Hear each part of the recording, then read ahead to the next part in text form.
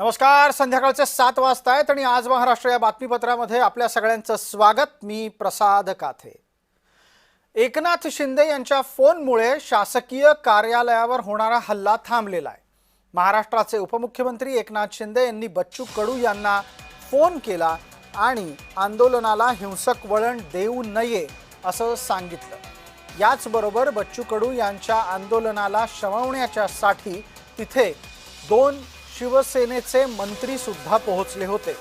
उदय सामंत आणि प्रकाश आबिटकर यांनी बच्चू कडू यांच्या आंदोलनाला हिंसक होण्यापासून टाळण्यासाठी केलेली मध्यस्थी फळली आहे.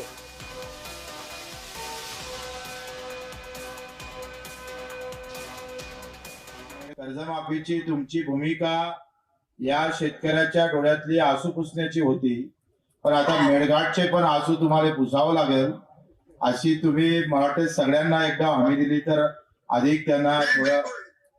बिलकुल बघा, सरकार आहे, तुमचं सरकार आहे, शेतकऱ्याचं आहे, सर्वसामान्यांचा आहे. त्यामुळे मेळघाटचा विकास जो मेळघाटला मी आरोग्यमंत्री होतो तेव्हा गेलो होतो आणि मला तिकडची जाणीव आहे. त्या भागाचा विकास आपल्याला करण्याची आवश्यकता आहे.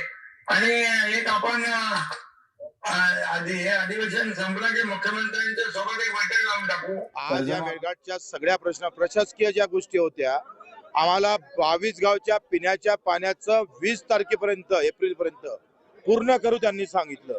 म्हणजे प्रशासकीय स्तरावरचं. त्याच्यानं मला असं वाटतं का ही सुरुवात आहे. थोडं सरकारचं ऐकून घेऊ. नाही ऐकलं तर आम्ही जिवंतच आहे ना आंदोलन करायला. पैसे थोडे लागतं.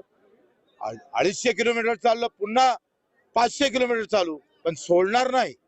मेळघाटच्या प्रत्येक घरातल्या समस्या, तिथल्या प्रत्येक वेदना ह्या पूर्ण केल्याशिवाय बच्चू कडू स्वस्थ बसणार नाही.